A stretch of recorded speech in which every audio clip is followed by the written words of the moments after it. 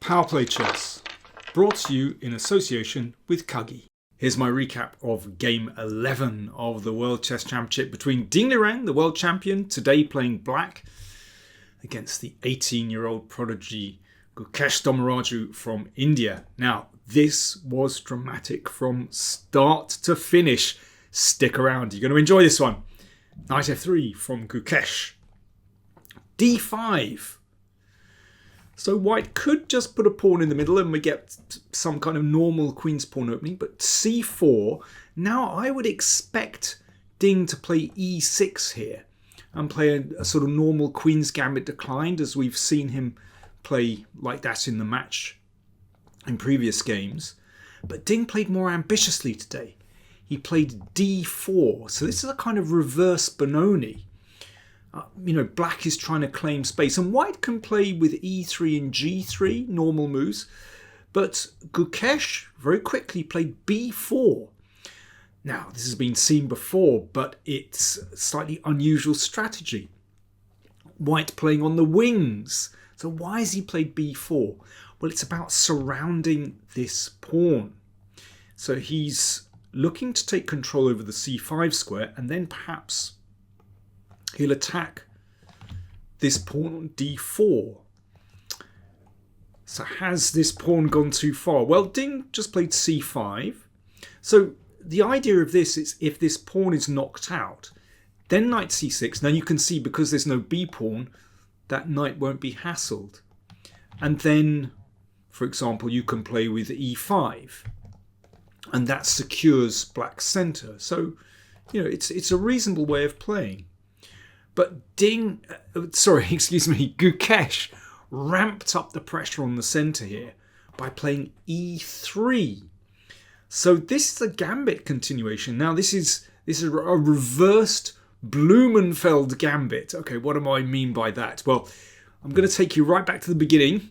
So let's look at this. d4, it's another opening. You can see the similarities. And in this position, b5 is the so-called Blumenfeld counter gambit. And it's a pure pawn sacrifice like this.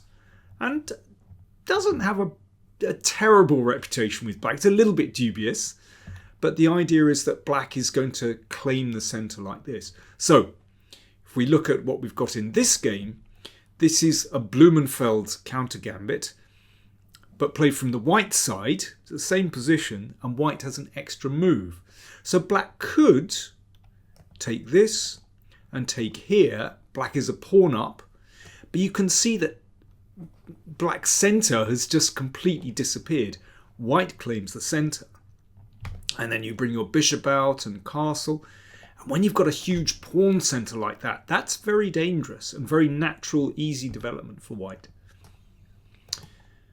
So Ding thought for 38 minutes here. We're only on move 4. 38 minutes think. And he played knight f6. Well, a natural developing move.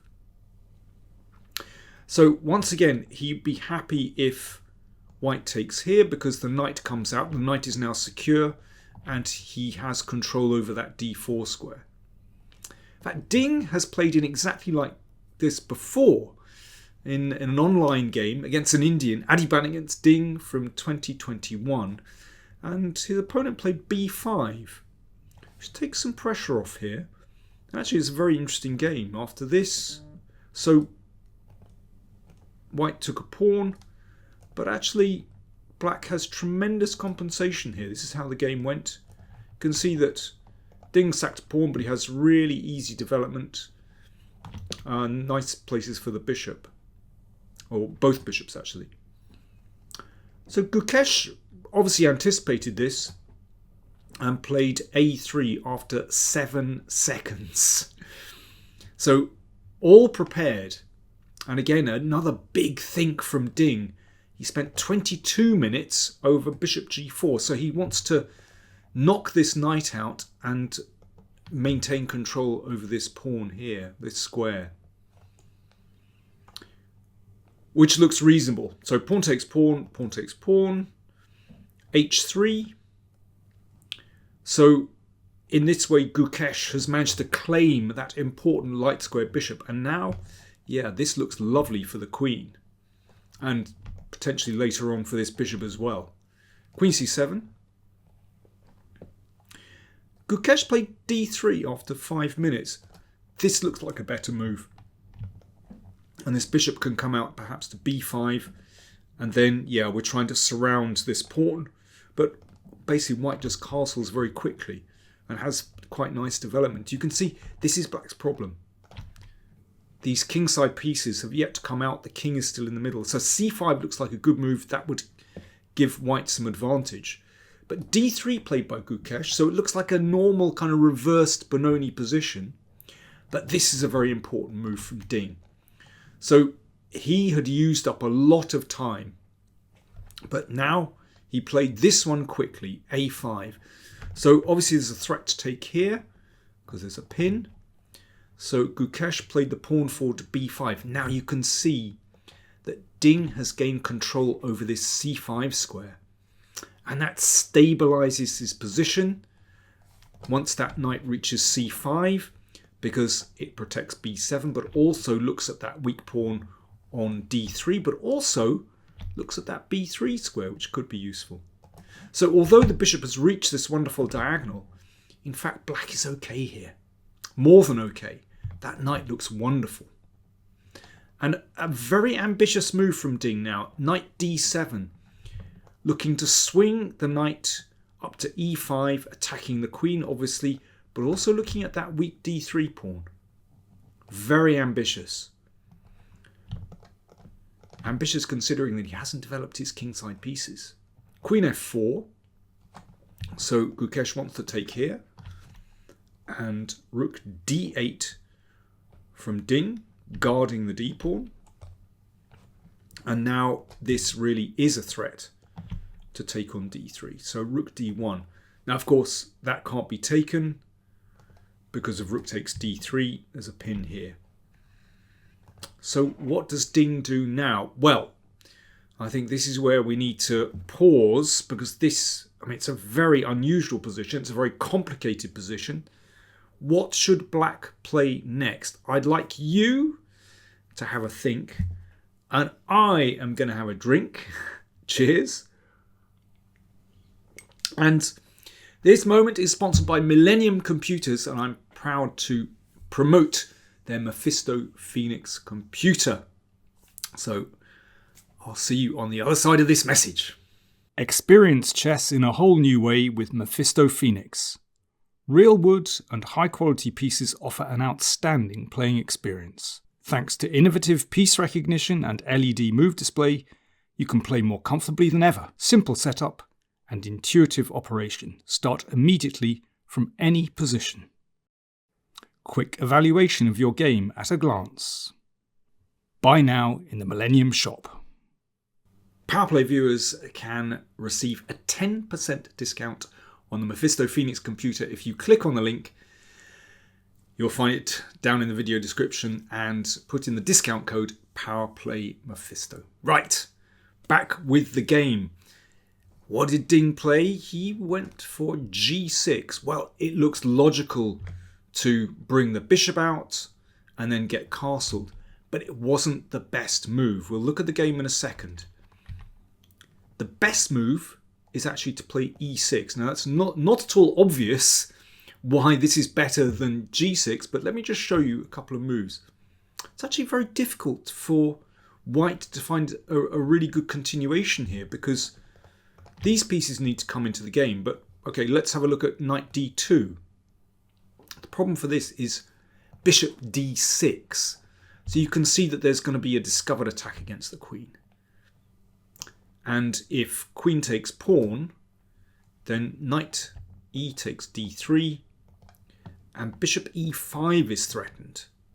Really nasty. There's a nice skewer there, and obviously queen takes g7 doesn't help because the queen and rook are attacked there. And this is really unpleasant. After e6, well, let's say a4, bishop d6 again. And queen h4, again, just take that pawn. And black's position looks fantastic. I mean, it's this knight on c5, which is anchored on that beautiful square, which just holds everything together. Black has the advantage. So let's go back. So Ding played g6, which also looks very reasonable if the bishop comes into the game and you know, black has this positional advantage. But watch how Gukesh fought back. He thought for 13 minutes here. a4. Now, again, there's this pin, which is unpleasant. Well, unpleasant if you take the pawn. So Ding played h5.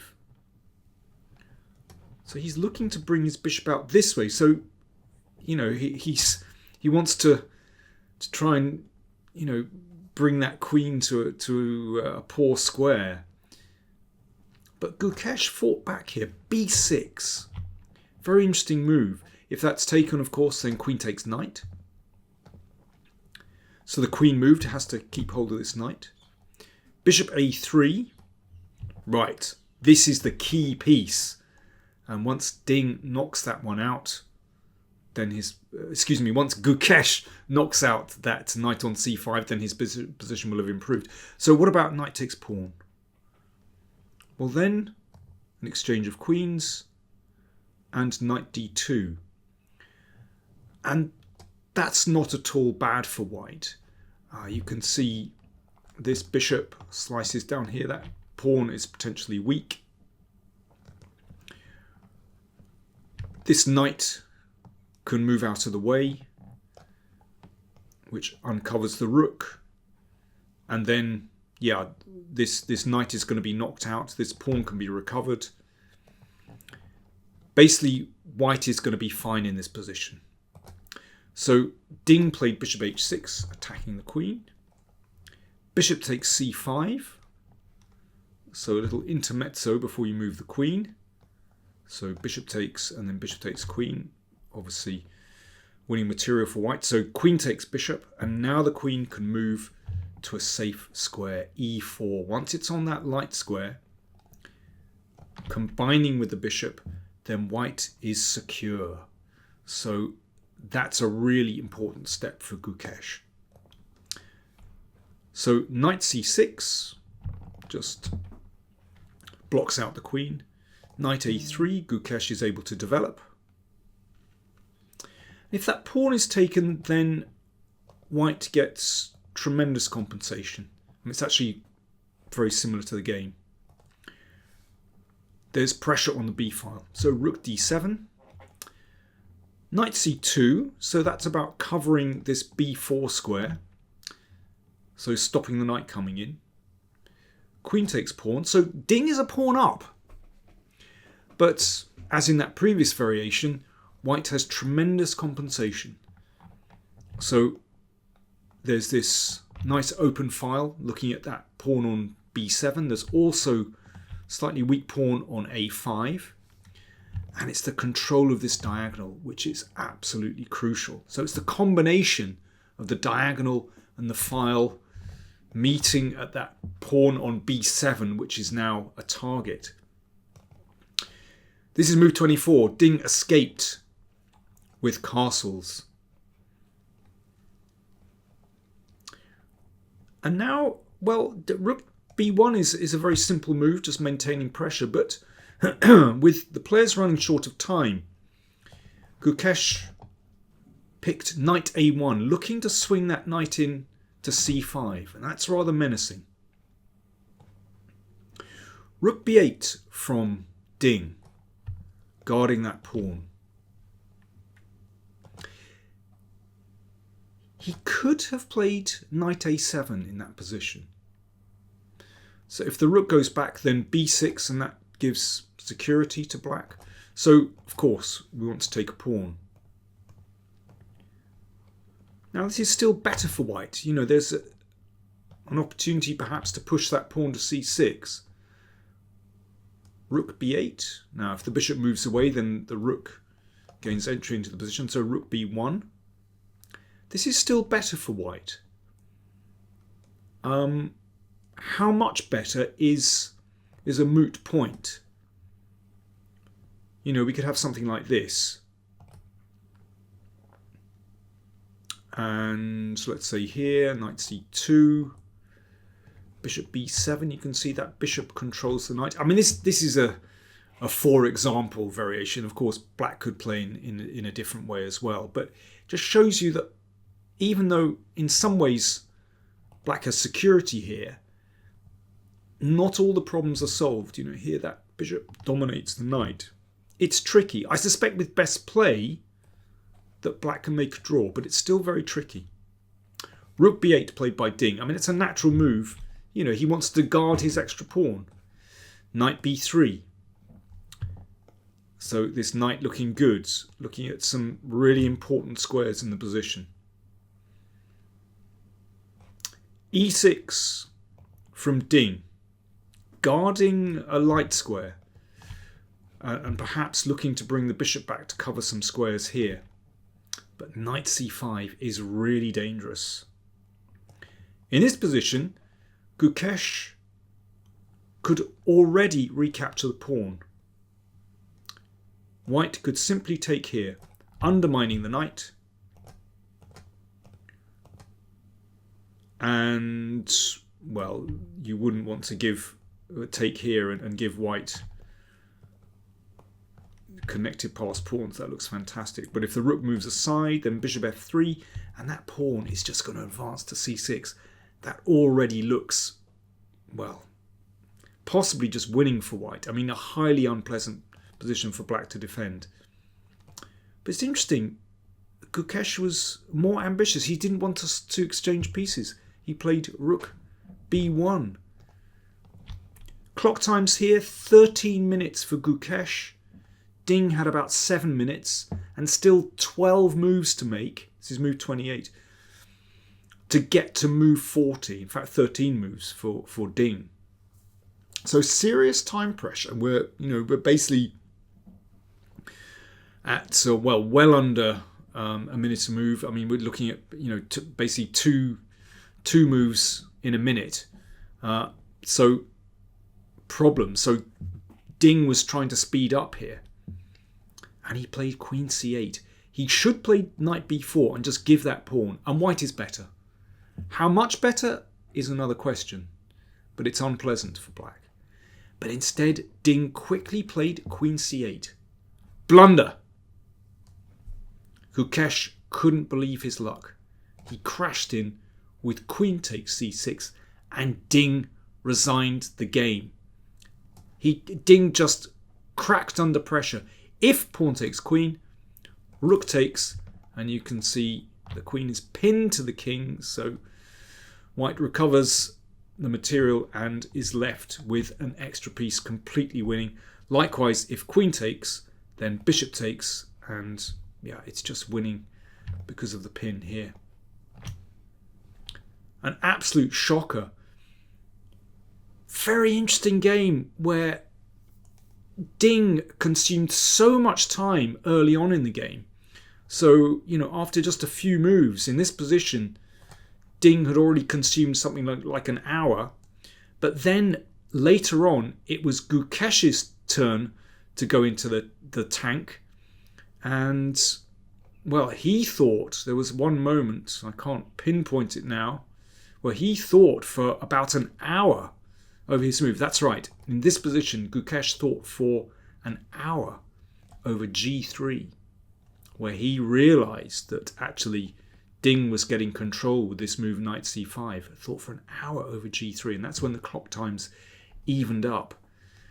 But it was Gukesh who handled the pressure better, and Ding cracked at this moment. So, with 3 games to go, the 18-year-old from India, Gukesh Dommaraju, goes into the lead.